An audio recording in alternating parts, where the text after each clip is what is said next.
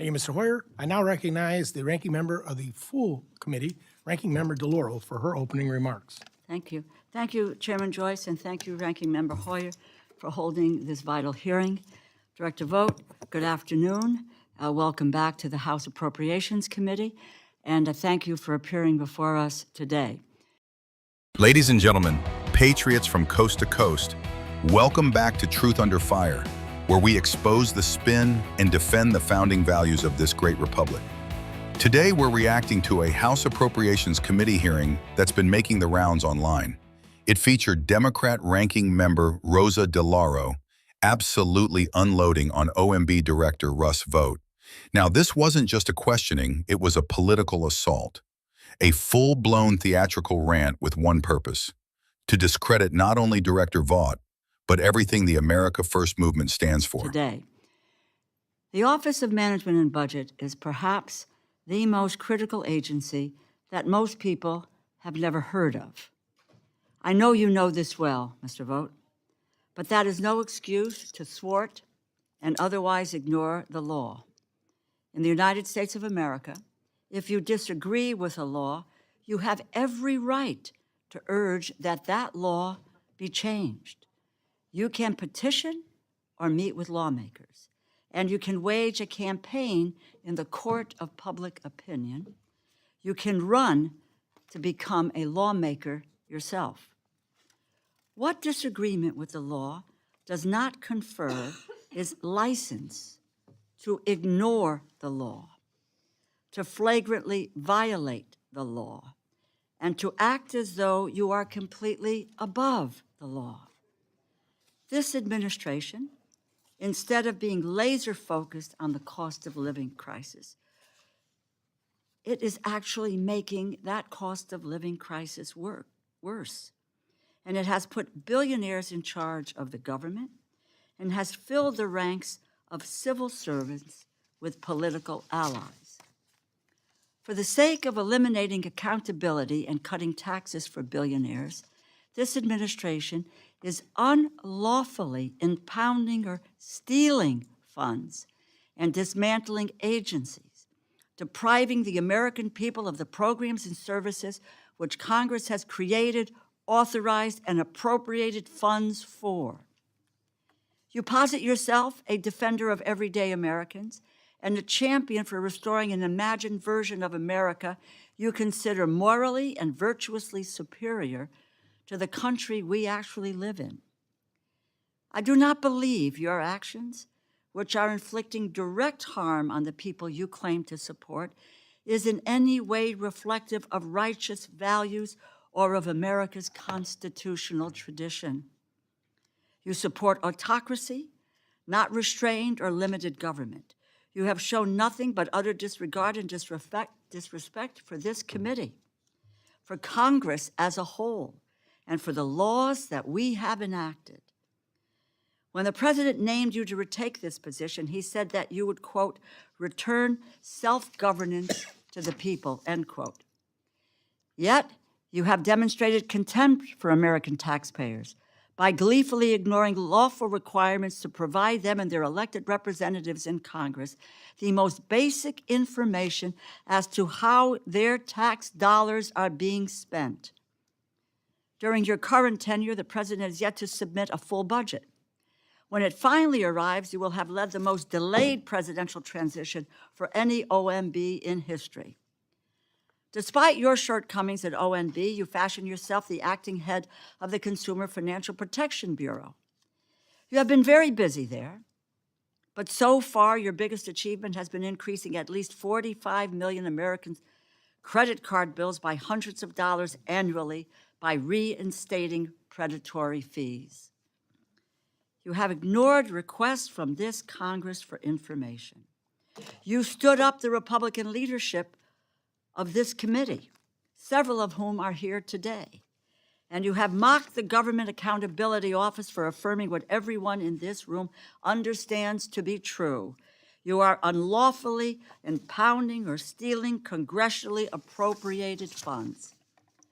Director Vought, the Constitution confers the power of the purse, the power to make appropriations in law, to the Congress.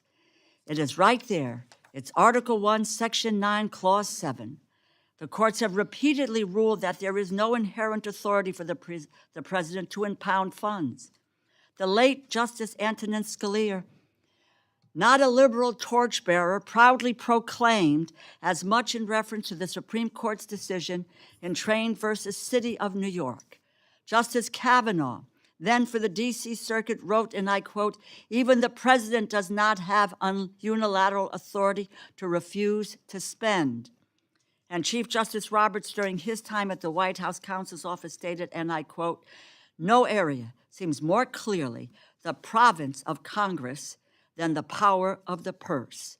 Let me just go back to our founding fathers on the Congress's power of the purse, to Alexander Hamilton. And I quote, "Where the purse is lodged in one branch and the sword in another, there can be no danger." You are not just on thin legal footing, Director Vought. You are living in a legal and historical fiction. You envision a king unbound by laws who rules by decree, who accepts lavish gifts from foreign governments, who fills public offices with ultra-wealthy and political allies, and who expels opposition and crushes dissent. This view of presidential authority could not be more un-American and more dangerous to our constitutional order. You contend that there are over 200 years of historical practice to support your position. This is a lie and fiction.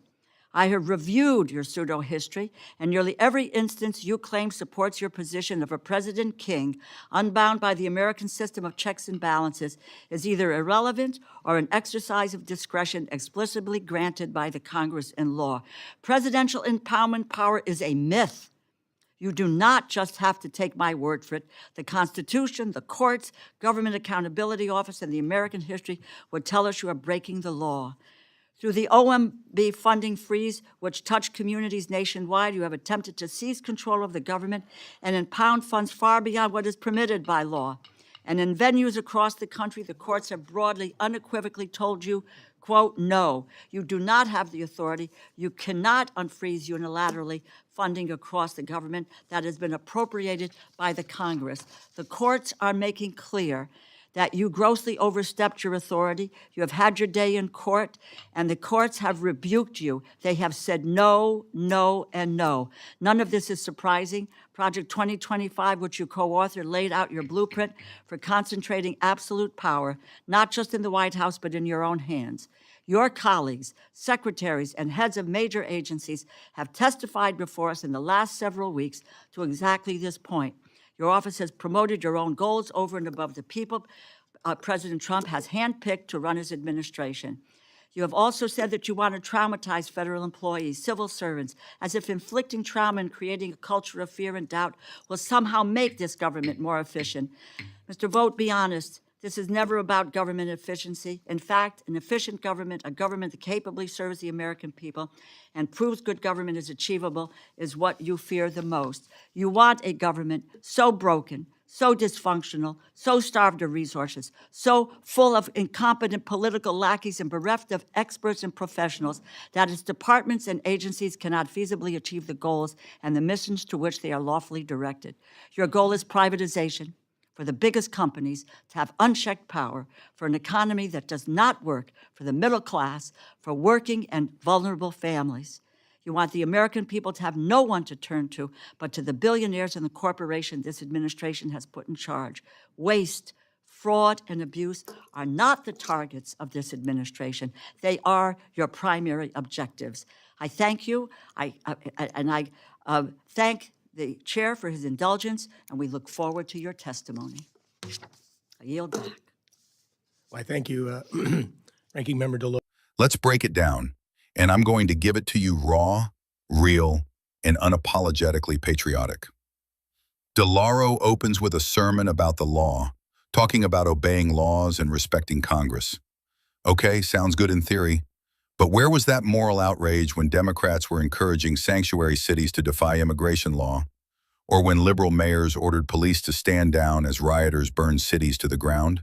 You can't scream about the law only when it suits your political ends. That's not justice, that's selective outrage. She quotes the Constitution, Article 1, Section 9, Clause 7, as if conservatives somehow forgot it exists. Let me remind you, no conservative is trying to abolish Congress's power of the purse.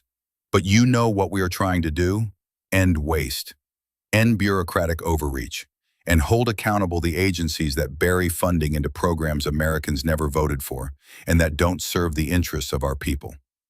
Director Vought is doing what many bureaucrats before him refused to do: actually question where this money is going and put the brakes on runaway spending. That's not dictatorship, that's responsible governance. Let's be real here. When Vought puts a pause on reckless spending and asks for transparency, the left calls it unlawful impounding. When President Trump tried to withhold funds from corrupt foreign nation, they called it quid pro quo. But when they reroute funds to pet projects through executive action, it's called equity. Give me a break. You want to talk about theft? Let's talk about the billions funneled into bloated government agencies that produce zero results for the average American family. DeLauro slammed the administration for the most delayed presidential transition in OMB history. But did she mention how the deep state, the media, and liberal lawmakers waged an all-out war against President Trump during his entire term? You want to talk about delays? Try walking into a broken bureaucracy and fixing 30 years of liberal mismanagement while they're impeaching you twice for made-up charges. Vought has been dealing with sabotage at every turn, and he's still getting things done. Now she accuses Vought of increasing credit card bills. Why? Because the man ended handouts to people who live off credit and don't pay their bills? Let's get something straight. Restoring responsibility is not oppression.